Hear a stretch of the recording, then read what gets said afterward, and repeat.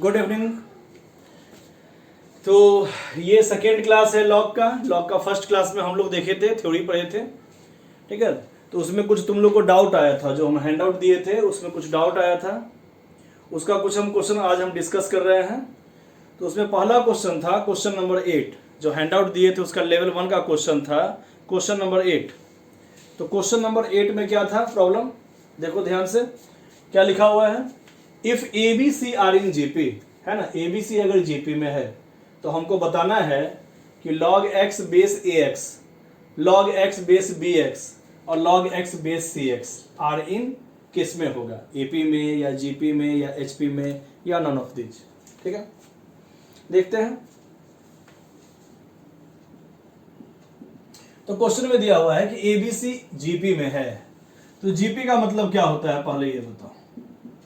अगर ABC GP में है तो first term is equal to a लिखा ही हुआ है, second term is equal to a multiply r लिख सकते हैं, और second third term is equal to a r square. GP का मतलब होता है कॉमन रेशियो जो है ना, कॉमन रेशियो वो सेम होना चाहिए, फर्स्ट टर्म से सेकेंड टर्म, सेकेंड टर्म से थर्ड टर्म। देखो आर का मल्टीपल बढ़ रहा है, कॉमन रेशियो का मतलब second term by first term is equal to third term by second term.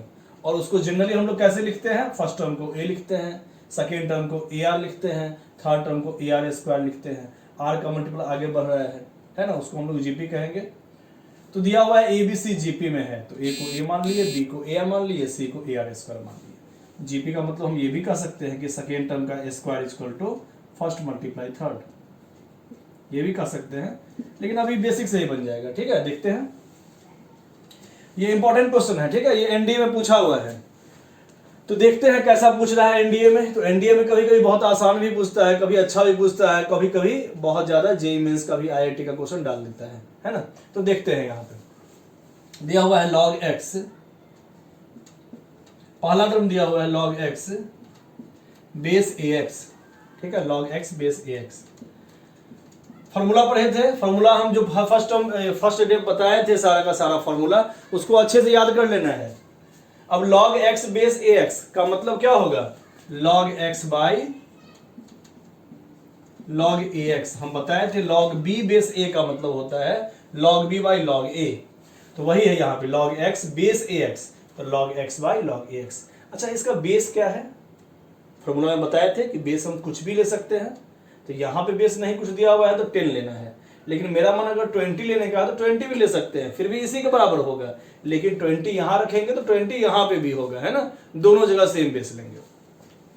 तो ठीक है, हम सिंपल तरीके से ही बनाते हैं, देखते हैं। तो log x base a x बराबर log x by log a x is equal to log x by log a x का मतलब log a plus log x, है ना। सेकेंड टर्म देखते हैं, log x base b x is equal to log x by log b base a, ये भी form है, तो log x by log bx। अच्छा, एक चीज बताओ, यहां हम b क्या लिखे हैं, जीपी में है एबीसी, तो b is equal to a r, तो b के जगह हम यहां लिख सकते हैं ए आर भी, ठीक है। और log में जब मल्टीप्लाई होता है तो उसको हम प्लस में ऐसे लिखते हैं, है ना, log a plus log r plus log x, ठीक है। थर्ड टर्म है log x base c x,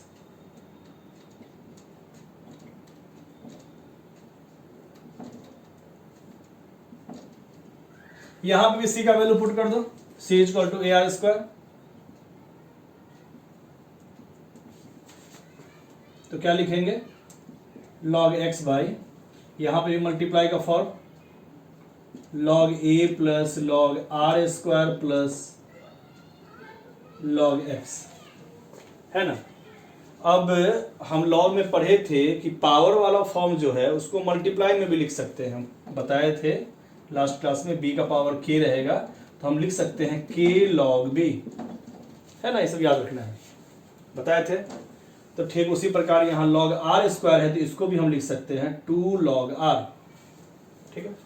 अब देखो तो ये तीनों जो फॉर्म हम लिखे हैं यहाँ पे, ये तीन फॉर्म, ये एपी में है कि जीपी में है कि एचपी में है? जीपी तो नहीं समझ में आ रहा है, जीपी तो नहीं लग रहा है। जीपी में रहता तो मल्टीप्लाई का फॉर्म बनता फर्स्ट टर्म, सेकेंड टर्म में क्या होता इतना मल्टीप्लाई समथिंग, फिर इसमें फिर वही मल्टीप्लाई अगर करते तो थर्ड टर्म बनता। तो मल्टीपल का फॉर्म नहीं लग रहा है, जीपी नहीं लग रहा है, ना ही एपी लग रहा है। एपी रहता सिंपल, तो एपी का मतलब तुम लोगों को पता है वैसे, एपी का मतलब होता है फर्स्ट टर्म अगर ए है, सेकेंड टर्म मान लेते हैं एबीसी, तीन टर्म एपी में है मान लेते हैं, तो फर्स्ट टर्म ए, सेकेंड टर्म को क्या लिखते हैं ए प्लस डी, थर्ड टर्म को लिखते ए प्लस 2d, क्योंकि कॉमन डिफरेंस यहां सेम होता है एपी में, हम लोग पढ़े थे। तो ये प्लस वाला भी सिंपल फॉर्म नहीं लग रहा है कि इसमें कुछ जोड़ेंगे तो ऐसा फॉर्म दिखेगा। एपी नहीं है, जीपी नहीं है, थोड़ा हमको डाउट हो रहा है एचपी पे, है ना। देखते हैं, या तो एचपी होगा या तो नन ऑफ दीज होगा। तो एचपी का मतलब क्या होता है? एचपी का मतलब हमको बेसिक ही बताओ। एचपी का मतलब अगर ए बी सी एचपी में है तो हम कह सकते हैं 1/a 1/b 1/c एपी में है। एचपी एपी का उल्टा सीरीज होता है ना। एबीसी अगर एपी में है तो उसका उल्टा एचपी में होगा, और अगर एबीसी एचपी में है तो उसका उल्टा एपी में होगा। तो यहाँ उल्टा वाले फॉर्म में हमको कुछ इंक्रीज होते हुए दिख रहा है। उल्टा हुए फॉर्म में ध्यान देना, log r इसके नीचे बढ़ गया, यहाँ 2 log r बढ़ गया, है ना। तो ध्यान देना, तो हम यहाँ कह सकते हैं कि first term, second term, third term जो भी है, फर्स्ट टर्म में अगर हम log x से डिवाइड करते, ऊपर और नीचे दोनों,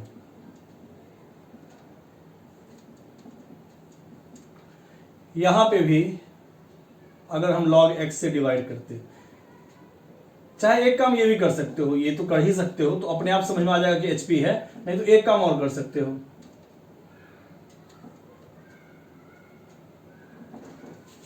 इसका उल्टा देख लो। यहां जो फर्स्ट टर्म है इसको मान लेते हैं फर्स्ट टर्म t1, ये था सेकेंड टर्म और ये था थर्ड टर्म, है ना। जब t1 का उल्टा देख लो तो क्या है, first term equal to log a plus log x by log x, यही है इसका उल्टा, ध्यान देना। तो हम डिनोमिनेटर को सेपरेट लिख सकते हैं, इसके नीचे और इसके नीचे। तो log x जो नीचे है उसको हम लिख सकते हैं by log x by log x, क्योंकि एलसीएम लेंगे तो फिर से तो log x ही आ जाएगा, मतलब वो सही लिखा हुआ है, इसका उल्टा लिख दिया। अब सेकेंड टर्म का उल्टा देखो, तो इसका सेकेंड टर्म का उल्टा, फर्स्ट टर्म का इनवर्स, तो यहाँ 1/t1 ही लिखते हैं, ठीक है। 1/t2 इक्वल टू, इसका उल्टा क्या हो जाएगा, log a plus log r plus log x by log x। तो बाई log x लिखो या सबका सेपरेटली डिनोमिनेटर करो, बात देखी है।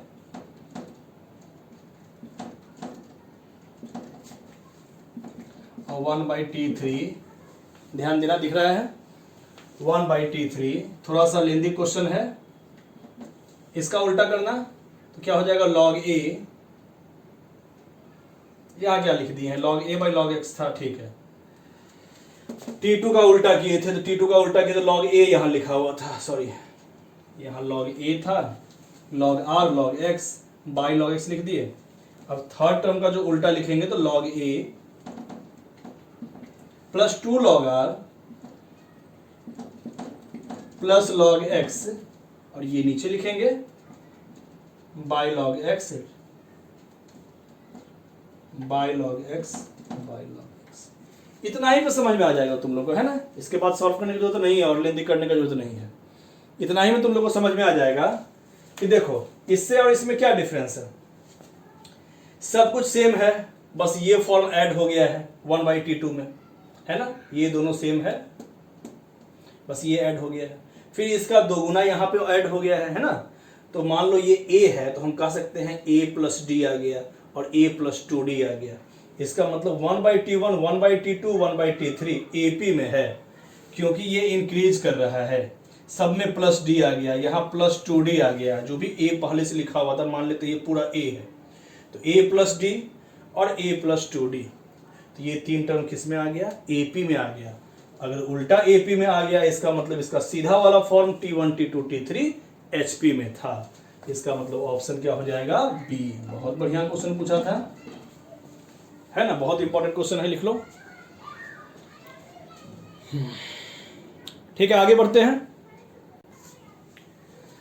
तो सेकेंड क्वेश्चन है क्वेश्चन नंबर 11, है ना। इसमें वही क्वेश्चन है जो हम लोग क्वेश्चन नंबर 8 डिस्कस किए थे, उसी का उल्टा फॉर्म है, देखना ध्यान से। तो यहाँ वहां पे भी log x बेस ax था, log x बेस bx था, log x बेस cx था, ठीक है। यहाँ पे भी वही चीज दिया हुआ है और क्वेश्चन में लिखा हुआ है log x base ax, log x base bx, log x base cx are in AP। गलती से AP लिख दिया है, वहां HP है, ठीक है, तो उसको ठीक कर लेना प्रियांशु, है ना। तो इस ये HP लिखाएगा, यहाँ पे गलती लिखा हुआ है बुक में, in HP then ABC are in किस फॉर्म में होगा ये बता रहा है। तो HP का मतलब क्या होता है, AP का उल्टा होता है। तो अगर मान लो ABC HP में है, इसका मतलब हम कह सकते हैं 1/A 1/B 1/C AP में है। HP को अगर हम पलट देंगे तो वो AP का सीरीज बन जाएगा। और AP में कोई भी 3 टर्म होता है तो हम इसको लिख सकते हैं 2 into second term.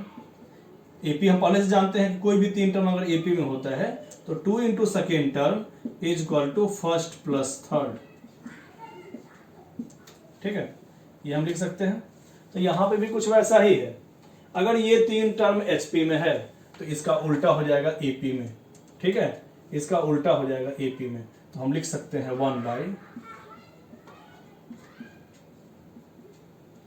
1/log x base ax 1/log x base bx 1/log x base cx are in AP। HP में था तो उसका उल्टा कर दिए तो वो AP में हो गया, है ना, इसको पलट दिए तो। अब हम लोग पहले से जानते हैं एक चीज, ध्यान देना थोड़ा सा, इसको पहले थोड़ा सॉल्व कर लो, है ना, सॉल्व कर लो, चाहे बाद में भी सॉल्व कर सकते हो, चलो बाद में ही करते हैं। पहले एक चीज बताओ कि हम लॉग में पढ़े थे कि log b base a is equal to लिख सकते हैं 1/log a बेस b, पलट के, है ना। अगर हम उल्टे फॉर्म में log को लिखना चाहते हैं तो a ऊपर जाएगा b नीचे आएगा। तो यहां पे भी log x बेस ax है तो इसको हम लिख सकते हैं log ax बेस x। इसको भी ऊपर करेंगे log x log bx base x log cx base x, है ना, आर इन AP, ये तो लिखा ही हुआ था। अब ये 3 टर्म अगर AP में है तो देखते हैं कि ABC किस में होगा, देखा जाए थोड़ा, है ना। लॉग में मल्टीप्लाई के फॉर्म को हम लोग प्लस में लिख सकते हैं, तो log a मल्टीप्लाई x है तो log a plus log x, log b plus log x और log cx log c plus log x, ऐसा लिख सकते हैं। मल्टीप्लाई को हम प्लस में लिख सकते हैं, लेकिन सबका बेस x है तो जो भी फॉर्मूला होगा उसमें बेस तो जो पहले से दिया हुआ है वही होगा, तो हर जगह बेस x ही है ना। log bx log b plus log x तो लिखेंगे, लेकिन बेस पहले वाला ही होगा जो दिया हुआ है क्वेश्चन। और एक चीज और हम लोग जानते हैं, log a base a log same base same 1 होता है, ये सबका वैल्यू 1। तो अगर ये 3 टर्म AP में है, अगर 3 टर्म AP में है ना, ये तीनों का तीनों फॉर्म अगर AP में है तो सेम चीज जो प्लस है +1 +1 +1 वो नहीं भी लिखेंगे फिर भी वो AP में होगा, है ना। ये सब प्रॉपर्टी हम लोग AP GP में पढ़े थे, अच्छा क्वेश्चन पूछा है, बहुत बढ़िया क्वेश्चन है।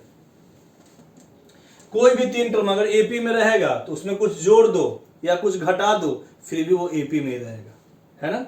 कोई भी 3 टर्म अगर AP में है तो उसमें कुछ जोड़ेंगे या घटाएंगे फिर भी वो AP का ही फॉर्म होगा, AP का ही सीरीज होगा।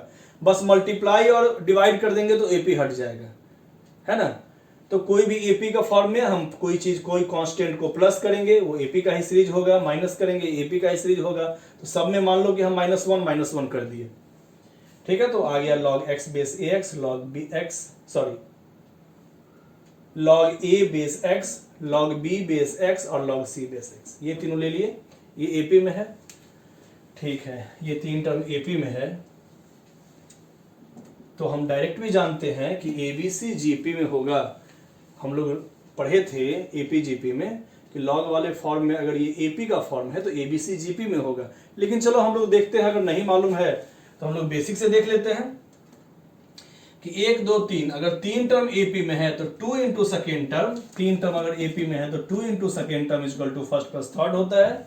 वही यहां पे भी लिखते हैं, 2 into second term is equal to first plus third.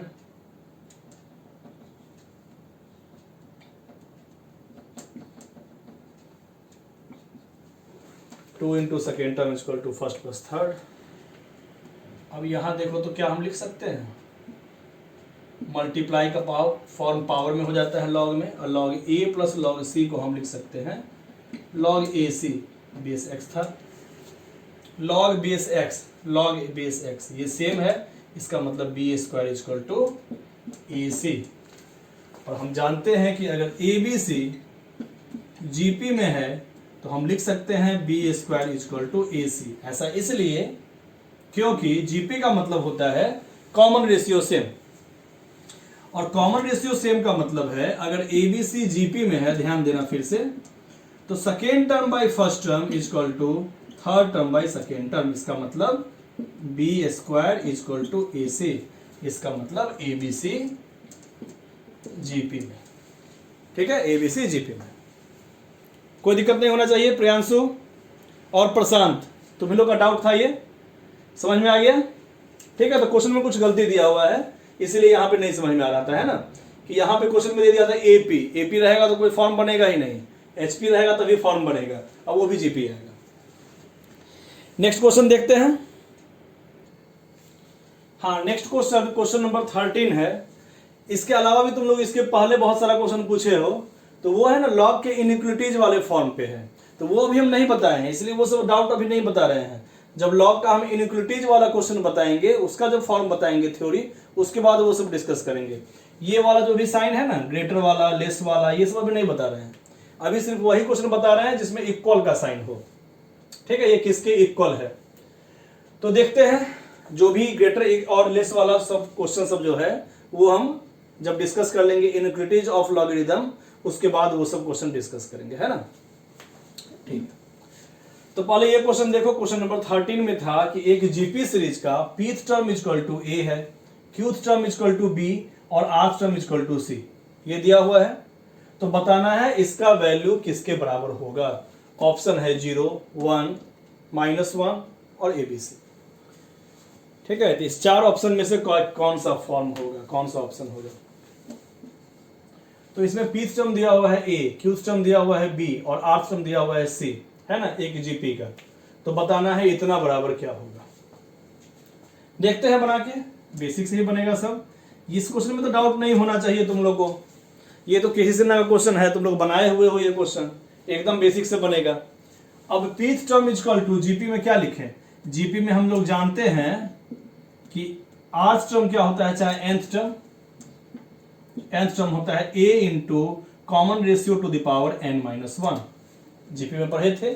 और एपी में क्या पढ़े थे, एपी में पढ़े थे nth term equal to a plus n-1d, क्योंकि जीपी में फर्स्ट टर्म होता है a, second AR, third AR square, fourth AR cube. तो फर्स्ट में r का पावर 0, सेकेंड में r का पावर 1, थर्ड में 2, फोर में 3, जितना भी टर्म बोल रहे हैं उससे एक कम पावर, है ना। फोर्थ टर्म में 3 पावर, थर्ड टर्म में 2 पावर, सेकेंड टर्म में 1 पावर, फर्स्ट टर्म में r का पावर 0 कह सकते हैं। तो nth टर्म में क्या हो जाएगा, a r का पावर एक कम, जो भी टर्म बोल रहे हैं उससे एक कम पावर है, तो nth टर्म में क्या होगा, r का पावर n-1। इससे फॉर्मूला बना हुआ है ना। एपी में ऐसे ही है, फर्स्ट टर्म a है, second term a plus d है, third term a plus 2d है। जितना टर्म बोल रहे हैं उससे एक कम d है, तो nth टर्म में क्या होगा, n से एक कम d, n-1d। इसीलिए ये फॉर्म बनता है ऐसे, है। चलो देखते हैं। यहां पे nth term equal to a into r to the power n minus one है, तो pth टर्म इक्वल टू क्या हो जाएगा, pth टर्म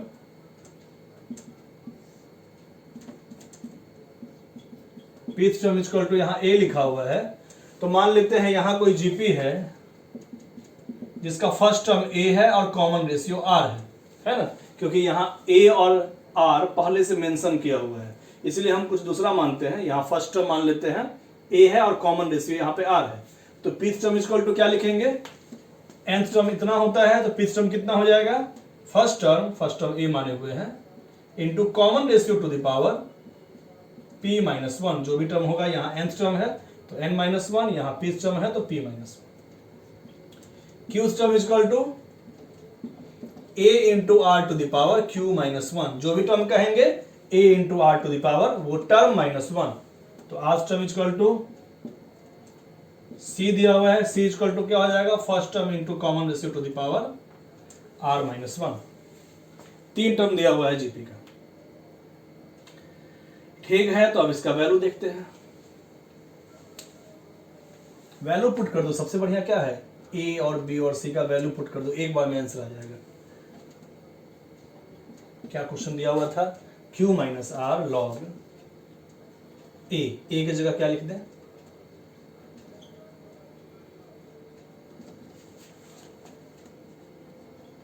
बस लेन दी जाएगा, क्वेश्चन में अब कुछ नहीं बचा हुआ है। लॉग बी, बी की जगह पे a r to the power q minus one plus p minus Q